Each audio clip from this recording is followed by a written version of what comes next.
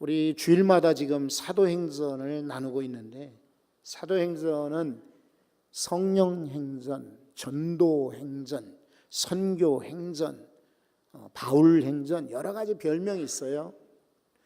그런데 또 한편 이 사도행전은 소위 변화의 스토리들의 책이다 할 수가 있어요. 무슨 말이냐면요, 이 사도행전은 변화된 사람들 얘기가 참 많이 나와요. 2장에 보면은 예수님의 승천 때에 기다려서 기도하고 있으면 성령을 선물로 받을 것이다 라고 주님이 약속하셨는데, 제자들이 그 약속의 말씀을 믿고 다락방에 모여서 기도했더니 비둘기 같은 성령이 내리고 불꽃 같은 것들이 내렸고, 그리고 저들이 방언을 말하기 시작했고, 그리고 성령을 충만히 받았다라고 변화된 모습을 소개하고 있습니다. 그 당시 성전 앞에는요, 나면서부터 걷지 못했던 중증 장애인이 있었어요. 이 사람은 성전에 들어가질 못해요. 왜냐하면 옛날에 율법에 의하면은 장애 가진 이들은 성전 안에 들어갈 수가 없었어요. 안타깝게도 성전 밖에서 구걸하며 생활했어야 됐는데, 베드로와 요한이 지나가다가 이 사람 보고 예수 그리스도 이름으로 일어나 걸으라, 이 말 한마디에 이 사람은 바뀌어져요. 40여 년 동안을 걷지 못했던 사람이 그 순간부터 걷게 되고, 성전을 등지고 구걸하던 사람이 이제는 성전 안에 뛰어들어가서 예배하는 인생으로 바뀌었어요. 변화된 사람이죠. 여러분, 사도행전 9장에 보면은 참 놀라운 사울이 바울로 변하는, 주님을 영접하는 다메섹 사건이 소개되어 있습니다. 만약에 그때에 이 사울이 예수님 만나 변화되지 않았더라면 기독교 역사가 달라졌을 거예요. 성경의, 신약 성경의 3분의 1을 바울 사도가 기록을 했습니다. 그러니 참 바울의 놀라운 회심 변화는 기독교적 사건이 아닐 수가 없습니다. 우리나라 1964년 11월 1일 날이 주일이었습니다. 영락교회, 저 시내 을지로에 있는 영락교회에서 한경주 목사님이 설교하셨어요. 그 설교 중에 한 인물을 소개를 합니다. 진젠도르프라고 하는 인물이에요. 니콜라우스 진젠도르프. 이 사람은 원래 이렇게 세습된 백작이었습니다. 자기가 무슨 공을 세우거나 특별한 재주가 있어서가 아니라 부모가 백작 귀족이었기 때문에 그것을 세습받아 귀족이었습니다. 자기의 영지에 이 사람은 원래도 그나마 기독교 신앙은 가지고 있었지만은, 그러나 인도주의적인 그런 신앙만 가지고 있었거든요. 그런데 자기의 영지에 일단의 무리들이 피난민으로 들어오게 됩니다. 이 사람들이 누구냐면은 가톨릭 교회에 대항한 그런 신교도의 사람들이었습니다. 가톨릭 교회의 핍박을 피해서 이 사람들이 독일 저 동쪽에 있는 작은 동네에 오게 되는 것입니다. 이곳에 와서 진젠도르프의 성에 머무르게 돼요. 이 일을 계기로 해서 이들은 모라비안이라는 별명으로 이름을 짓게 됩니다. 그래서 모여서 같이 예배하다가 여기서 선교사들을 파송하게 됩니다. 영국과 미국의 선교사들이 아직 나가기도 전에 독일에서부터 벌써 선교사들이 파송되게 되는데, 이렇게 놀라운 역사를 일으키게 된 진젠도르프, 어떻게 이 사람이 이런 일을 시작하게 되었습니까? 젊은 시절로 거꾸로 거슬려 올라가게 됩니다. 스텐버그라고 하는 어떤 화가가 있었는데, 이 화가는 나라 독일에서 화가들에게 문예 창작 기금 같은 이런 돈을 지원을 받았어요. 그 대신 이들은 성화를 하나씩은 그려야만 했습니다. 교회는 안 다녔습니다. 그냥 신앙만 가졌을 뿐이에요. 그리고 나라의 보조를 받기 위해서 성화를 그렸는데 십자가에 달린 예수의 그림을 그렸습니다. 그리고는 화실에 벽에다가 세워놓았어요. 이 화가 스텐버그가 밖에 나가서 공원을 지나가다가 한 17살 정도 되는 집시 여자아이를 만나게 됩니다. 갑자기 영감이 떠오르는 거예요.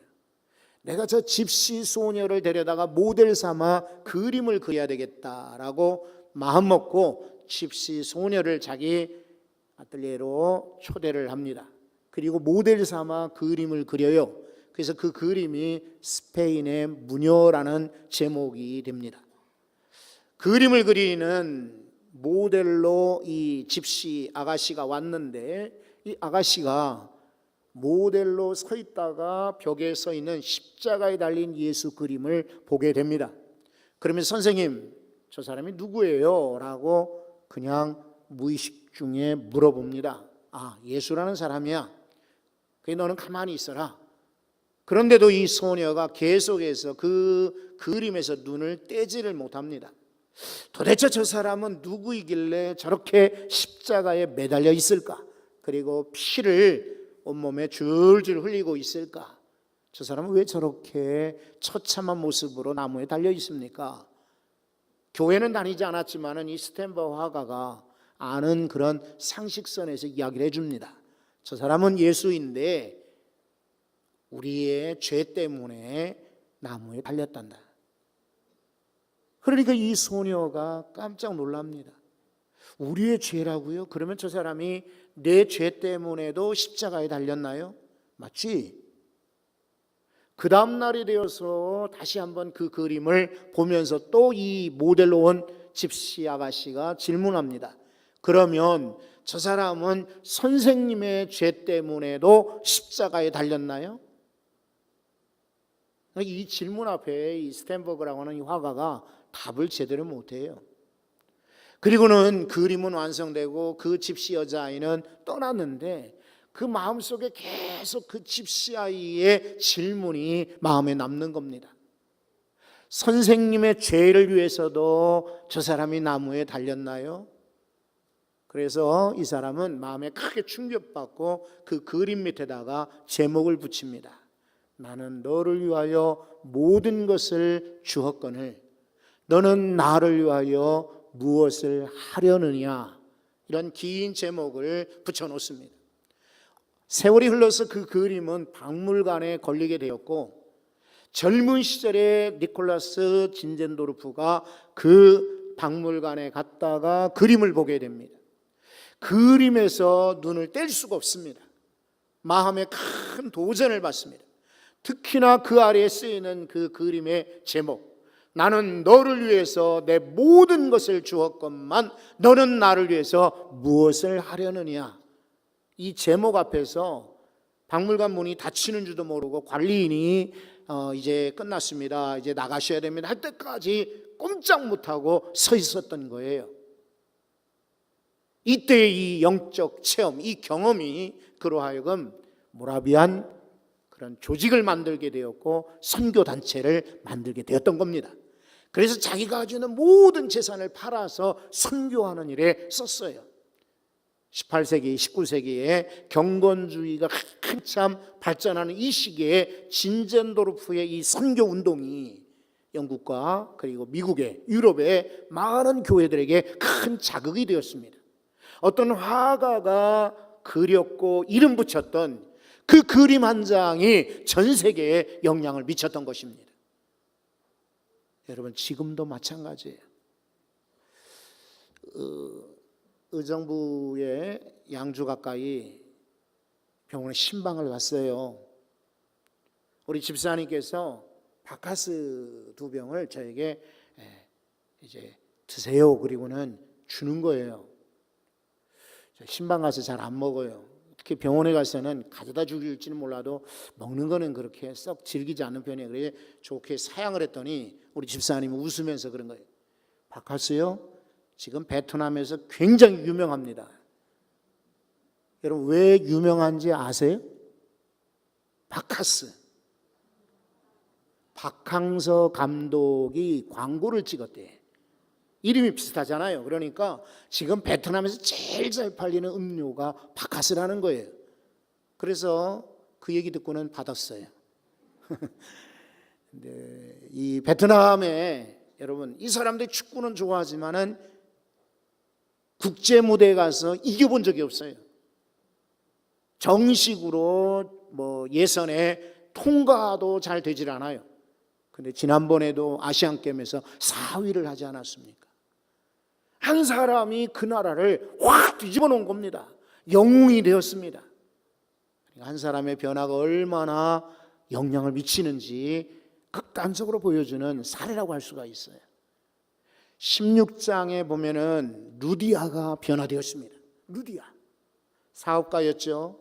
꽤 아마 우리가 상상컨대 여성으로 남의 나라 와서 사업을 하는 이분은 대단한 능력이 있어요. 반면에 아마 이 사람은 쉽게 마음을 열지 않을 거예요. 그리고 고위층이나 부자들과 상대하는 그런 고급 직물, 그런 가게를 열었기 때문에 외부에서 오는 나그네 아마 쉽게 마음을 열기 어려웠을 거예요. 그런데 이 루디아가 바울의 말을 듣고 마음이 열렸어요. 말씀을 듣고 변화되었습니다. 그래서 바울 일행을 초청하기를 나를 주를 믿는 자로 여기거든 우리 집에 들어오시오. 그래서 그 집이 결국은 빌립보 교회가 되지 않았습니까? 여러분, 귀신 들린 여종은 정말 불쌍한 여자였어요. 자기는 많은 사람들에게 점을 쳐주긴 했는데 돈은 엉뚱한 사람이 가져갔습니다. 귀신에 늘 그런 쓰여있는 사람이기 때문에 인생이 얼마나 불쌍했겠습니까? 그런데도 지나가다가 바울 일행을 만나고 그 인생이 변화되었습니다. 여러분, 빌립보 감옥의 간수가 바뀌었습니다. 어떻게 변화되었는지 오늘 말씀을 통해서 나누려고 합니다. 24절을 한번 먼저 올라 보시기 바랍니다. 그가 이러한 명령을 받아 그들을 깊은 옥에 가두고 그 발을 착고에 든든히 채웠다. 이 간수는 이 24절을 보면은 매우 책임감이 강한 것 같아요. 빌립보의 경찰, 그러니까 치안 책임자는 고발을 받았어요. 신고를 받고 바울과 실라가 위험한 인물이다. 옥에 가둬야 되겠다. 그래 간수에게 데리고 가서 든든히 지키라 이 말 한마디 했을 뿐인데, 여러분, 이 바울과 실라를 이 간수는 깊은 옥에다 가뒀다고요. 지난번에 말씀드렸죠. 로마 시대의 감옥이 세 종류가 있어요. 지상 감옥, 건물에 있는 감옥이요. 여기는 창이 열려 있고 사람들과 대화할 수도 있어요. 면회도 이렇게 직접 하기는 어려워도 창을 통해서 얼마든지 물건이나 필요한 거 받을 수가 있어요. 그런 감옥이 있는가 하면은 지하에 감옥이 있어요. 그러나 하늘로는 창이 열려 있기 때문에 햇볕이 들어와요. 그런데 더 중한 죄인들은 아예 햇빛도 들지 않는 동굴 속 깊은 지하 감옥이 있어요. 그런데 이 바울과 실라가 무슨 큰 살인죄를 짓거나 반역죄를 지었던 흉악범이 아닙니다. 그럼에도 불구하고 든든히 지키라 그랬더니 저 지하에 깜깜한데 등불이 없으면 알아볼 수 없는 지하 감옥에다가 가뒀어요. 게다가 이 두 사람들이 도망가지 못하도록 착고를 채웠다. 나무 판넬에 구멍을 뚫어놓고 발을 거기다 집어넣은 거예요. 그러니까 도망갈 수가 없어요. 이렇게 책임감이 강했던 이 간수가 변화가 되었어요. 어떻게 변화가 되었느냐? 여러분, 25절 말씀 보면 한밤중에 바울과 실라가 기도하고 하나님을 찬양하더라. 그랬더니 죄수들이 듣더라 그랬어요. 죄수들은 들었지만 이 간수는 전혀 미동도 하지 않았습니다. 멀지 않은 곳에 이 감옥 위에 사택이 있었는 모양인데 거기서 잠이 들었습니다. 처음에는 그랬겠죠. 저 죄수들이 왜 저렇게 소리를 지르나, 뭐가 좋다고 노래를 부르나, 그냥 시덥지 않게 가볍게 아마 생각했을 겁니다. 그런데 이들이 찬양하고 기도할 때에 놀라운 기적이 벌어지지 않았습니까? 여러분, 26절 보십시오. 이에 갑자기 큰 지진이 나서 옥터가 움직이기 시작합니다. 문들이 다 열려집니다. 사람들에게 매어있던 것들이 다 풀어지게 됩니다. 깜짝 놀라요. 지진 때문에 집이 움직이고 옥문이 흔들리고 문들이 열리고 소리가 나니까 이 사람이 잠에서 깬 거지요. 그리고는 곧바로 뛰어내려오겠지요. 그러니까 지진 때문에 그 안에 등불이 다 꺼졌는데 등불을 달라. 그리고 뛰어들어가 봤더니 이미 문들이 다 열려진 거예요. 깜깜하니까 문이 열렸더라면 100% 죄수들은 다 도망갔을 것이다. 이렇게 생각하고 당시 로마 시대의 이런 형법은 무섭습니다. 만약에 간수가 관리하고 있는 죄수들이 도망가게 되면은 그 대신 그 처벌을 이 간수가 받게 돼 있어요. 그러니까 이 간수는 차라리 내가 수치스럽게 치욕스럽게 형벌을 받는 것보다는 내가 스스로 죽는 게 좋겠다 해가지고 칼을 빼가지고 자결을 하려고 하고 있어요. 여러분, 그렇습니다. 한쪽은 고난 중에, 그런 억울한 중에도 기도하고 찬송하고 있습니다.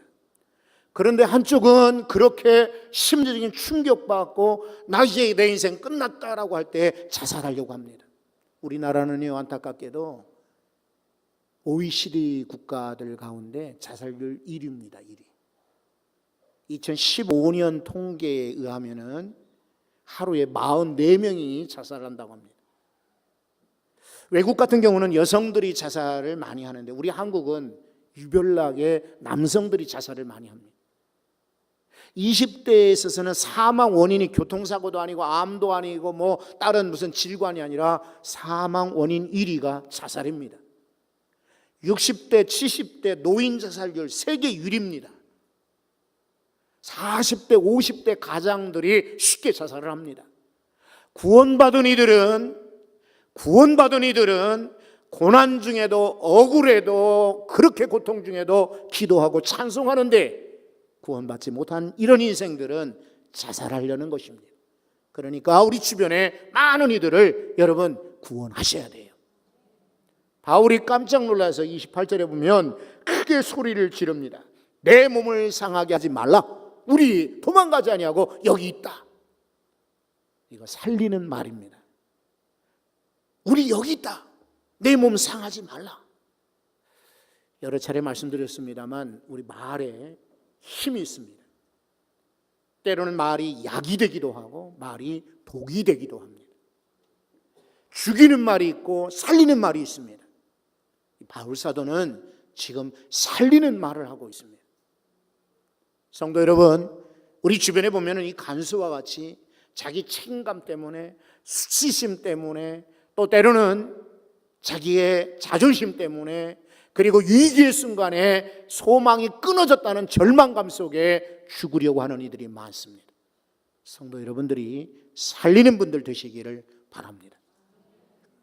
이 간수가요, 깜짝 놀라요. 충격을 받는 거예요. 이런 일이 없는 거죠. 문이 열렸으면 다 도망갈 텐데 왜 이 사람들은 남아있는가 하는 거예요. 그러니까 그 앞에 엎드리게 됩니다. 성경을 한번 보십시오. 29절에 간수가 등불을 달라고 하며 뛰어들어가 무서워 떨며 바울과 실라 앞에 엎드리더라. 지금과는 달리 옛날 로마 시대 아닙니까? 여기에 간수의 그런 고난은 막강합니다. 죽일 수는 없어도 자기 마음대로 석방시킬 수는 없을지라도 여러분, 이 간수는요 얼마든지 괴롭힐 수 있습니다. 간수들은 죄수들을 그냥 발가락에 아주 때처럼 가볍게 여길 수 있는 그 시절이었습니다. 그리고 항상 간수가 하는 말 한마디 한마디, 행동이 죄수들에게 미치는 영향이 컸습니다. 그런데 이 간수가 자기의 신분을 떠나서 엎드렸다? 이건 참 놀라운 일이죠. 엎드렸습니다. 충격받고 지진이 생기다니. 우리 동네 지진이 없는데, 아니 옥문이 열리다니, 누가 열어주지도 않았는데, 그런데도 떠나지 않다니, 도망가지 않다니, 이런 놀라운 그런 충격과 함께 엎드렸던 것입니다. 그래서 엎드려서 질문을 합니다. 자, 한번 30절 보십시오. 그들을 데리고 나가 이르되, 이제 밝은 곳으로 데리고 나간 거죠. 선생님, 어찌 된 겁니까? 어찌 된 겁니까? 그러면서 질문해요.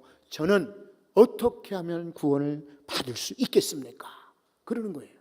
그때 바울이 다른 이야기 하지 않습니다. 아주 간단하고 분명하게 메시지를 전하지 않습니까? 31절을 보세요. 이르되 주 예수를 믿으라. 주 예수를 믿으라. 다른 방법이 없어요. 다른 수단 없어요. 다른 말이 필요 없어요. 주 예수를 믿으라. 그리하면 너와 내 집이 구원을 받으리라. 여러분, 이렇게 알려주었어요. 그러니까 이 죄수가, 여러분 이제 계속해서 그 말씀을 듣는 건데 32절을 보십시오. 주의 말씀을 그 사람과 그 집에, 아마 감옥에 위에 아마 유치하고 있었을 터이니까 쉽게 자기 집으로 데려간 거지요. 거기서 주의 말씀을 그와 그의 집에 있는 모든 사람에게 전하니라. 이 사람이 바뀌었어요. 그래가지고 씻겨주고 세례받고 음식 차려주고 34절을 보십시오. 온 집안이 하나님을 믿음으로 기뻐하니라. 변화되었어요. 루디아가 변화되었죠. 귀신 들린 여정 변화되었죠. 여기 간수가 변화되었죠. 그 바람에 빌립보 온 성에 기쁨이 생기고 놀라운 기독교화되는 역사가 벌어지게 된 거예요. 성도 여러분, 간수 어떻게 변화되었어요? 엎드릴 때 변화되었어요. 우리가 다 알아. 나 옛날에 다 해봤어. 그거 싫어. 내 고집이나 편견이나 내가 가지고 있는 미리 사고를 가지고는 변화될 수가 없어요. 나 이래서는 안 돼. 나 바뀌어져야 돼. 나 달라져야 돼. 나 새로워져야 돼. 이런 갈망하는 마음이 있을 때에 변화가 시작돼요. 나는 괜찮다. 나 지금 좋은데 이런 사람들에겐 변화 있을 수 없어요. 이렇게 살 수는 없다. 나 이렇게 되어서는 안 된다. 내가 이렇게 살다가 지옥 가고 말지. 여러분, 각오하고 마음에 결단하는 사람들만 변화가 일어납니다. 하나님께서는 정말 감사하게 이런 간수가 경험한 것처럼 지진을 경험케 하십니다. 여러분, 땅이 흔들린다고 지진이 전부가 아니에요. 우리 인생이 흔들릴 때 있지 않습니까? 정말 믿었는데 깨지는 거예요. 저것만큼은 확실한 줄 알았는데 꼬꾸라지는 거예요. 내가 건강한 줄로 자부했는데 병이 생겼다. 나는 영원한 줄 알았는데 그만 끝나더라. 여러분, 인생 가운데 그런 일이 있지 말라는 법이 어디 있습니까? 이런 지진을 경험할 때에 변화가 일어나는 것을 여러분 기대하십시오. 왜 내게 이렇게 아픔을 주십니까? 왜 나는 이렇게 실패합니까? 하는 일들마다 왜 나는 안 됩니까? 아무개는 잘 되고 누구는 건강하고 누구는 저렇게 사는데 왜 나는 이렇게 힘듭니까? 아니에요, 여러분. 그거 하나님이 우리를 흔드시는 거예요. 흔드실 때 변화가 일어나요. 지진을 혹시 만날지라도 그 가운데 주의 역사가 숨어 있음을 믿으시기 바라요. 그리고 여러분, 주의 말씀을 들을 때에 바뀌었잖아요. 누구는 그래요. 설교로 바뀌지 않는다고, 세미나로 바뀌지 않는다고, 교육으로 바뀌지 않는다고. 저는 동의하지 않아요. 얼마든지 말씀으로도 변화될 수가 있어요. 여러분, 시편 119편을 읽어보세요. 젊은이들이 무엇으로 자기 행실을 깨끗게 할 수 있으리까? 주의 말씀이라고 하셨어요. 위기의 때에 주의 말씀을 통해서 우리는 살아난다. 시편 119편 50절을 보세요. 여러분, 칼빈 선생이 로마서 서문, 이 주석 서문을 읽다가 변화되지 않았습니까? 요한 웨슬레 목사님, 이분은 설교 말씀 듣다가 깨닫지 않았습니까? 마틴 루터 종교개혁 일으킬 때 로마서를 번역할 때에 로마서 1장 17절 말씀을 보면서 의인은 믿음으로 말미암아 살리라. 행위가 아니구나, 고행이 아니구나, 내가 했던 어떤 수단이 아니구나, 믿음이구나 하는 걸 깨달을 때에 변화되지 않았어요? 지금도 역사적 인물뿐만 아니라 우리 주변의 많은 이들이 말씀을 통해서 변화됩니다. 여러분, 하나님이 지진을 경험하게 하실 때 겸손히 엎드리십시오. 그리고 말씀 앞에 귀를 기울이십시오. 여러분, 우리 인생이 변화되고 달라지게 될 것입니다. 한번 찬송 한 장 같이 불러요.